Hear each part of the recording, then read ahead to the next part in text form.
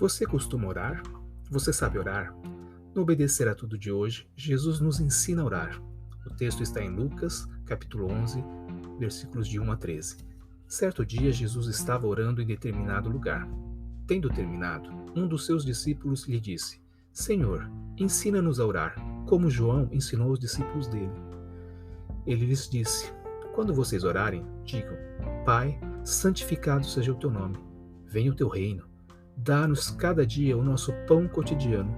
Perdoa-nos os nossos pecados, pois também perdoamos a todos os que nos devem, e não nos deixes cair em tentação.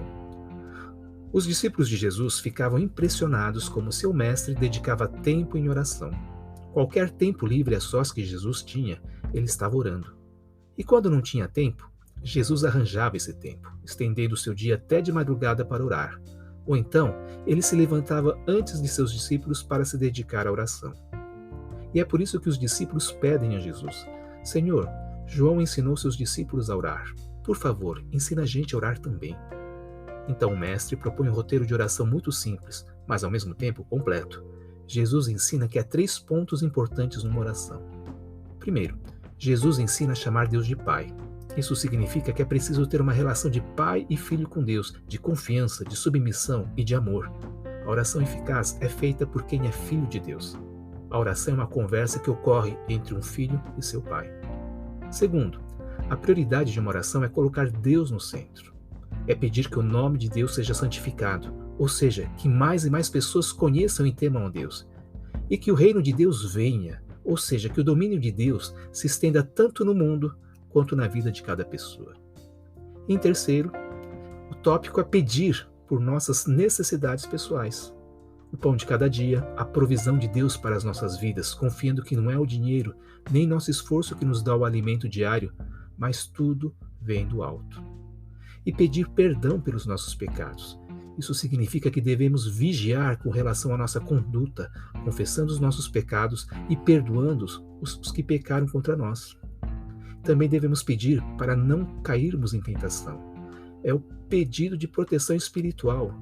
É a força espiritual para vencer a tentação. Pois o nosso maior inimigo é a nossa fraqueza. Precisamos pedir auxílio para Deus nos dar forças para vencer as tentações e provações. E Jesus continua nos versos seguintes. Então lhes disse: Suponho que um de vocês tenha um amigo e que recorra a ele meia-noite e diga: Amigo, empreste-me 3 pães, porque um amigo meu chegou de viagem e não tenho nada para lhe oferecer. E o que estiver dentro responda: Não me incomode, a porta já está fechada e os meus filhos estão deitados comigo. Não posso me levantar e lhe dar o que me pede. Eu lhes digo, embora ele não se levante para dar-lhe o pão por ser seu amigo, por causa da importunação, se levantará e lhe dará tudo o que precisar. Por isso lhes digo, peçam e lhes será dado, busquem e encontrarão, batam e a porta lhes será aberta. Pois todo o que pede recebe, o que busca encontra, e aquele que bate, a porta será aberta. Qual pai entre vocês, se o filho lhe pedir um peixe, em lugar disso lhe dará uma cobra? Ou se pedir um ovo, lhe dará um escorpião? Se vocês, apesar de serem maus, sabem dar boas coisas aos seus filhos, quanto mais o Pai que está no céu dará o Espírito Santo a quem o pedir. Jesus nos ensina a ter perseverança na oração. Orar ao Pai exige insistência diante de Deus. Isso nos ajuda a refletir sobre se o que estamos pedindo é algo que realmente agrada a Deus ou não. E ele encoraja seus discípulos a pedir e a buscar. Deus, o Pai Celestial, quer dar coisas boas a seus filhos. E Jesus dá uma dica importante, que está bem relacionada com a oração. Peçam que o Espírito Santo encha a sua vida. O Espírito Santo é quem sabe interceder pelos filhos de Deus. Até para orar, precisamos da ajuda de Deus. Você já pediu ao Pai que encha você com o Espírito Santo? Continue a seguir o Mestre comigo.